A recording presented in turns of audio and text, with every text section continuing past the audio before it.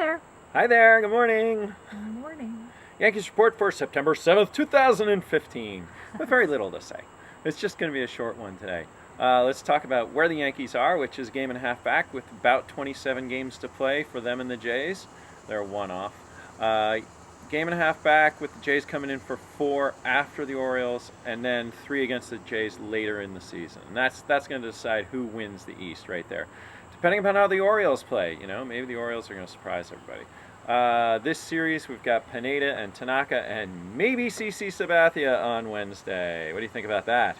I don't know. I mean, what are the chances are he'll be back? He'll probably be back. Okay. So hopefully he'll throw well. Today, with Pineda, I just want to see how he acts. He's got so much emotion, as I've talked about. And, I hope he has a great game, shaking the camera a little bit. Earthquake. I hope he has a great game, and I hope he keeps his emotions in check and doesn't show up his teammates. The other thing I want to talk about was Jake Odorizzi of the Tampa Bay Rays versus Brian McCann. When they were in town, there was talk about how McCann owned Odorizzi, and he does. I don't know what his batting average is, but he's got a ton of hits off the guy, and Odorizzi can't seem to get him out. So does that really happen? Is it possible that a batter owns a pitcher and a pitcher owns a batter? I think, it definitely does. You can take all the statistics and just throw them out the window, because sometimes, guys just got a pitch, he's got an arm angle, he's got something funky about his motion that the batters can't pick up. And the same thing goes for a hitter.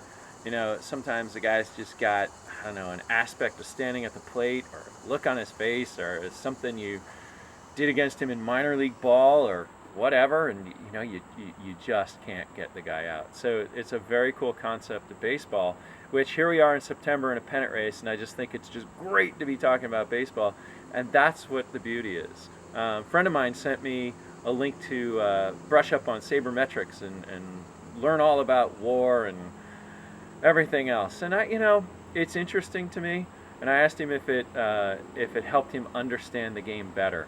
And he said, no, not necessarily, I just understand the statistics better. So I think I'm going to continue to just go with my gut.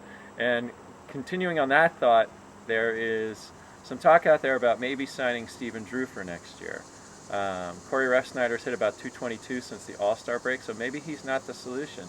Stephen Drew has been hitting very well in the last month or so. Says he's gone back to his Diamondbacks tapes and seen his swing and grooved it, and we all know I like Stephen Drew because he's a good clubhouse presence and he fields well, except for that horrible error yesterday where he just booted it. It was really bad, but he's a good second baseman, and if he can hit a little bit better, I'd give up some power for a little bit better on base percentage, but if he hits the other way, he's a guy we can put in there at second base. So that's my opinion about that. That's what I've got for today, unless you have any other comments or questions.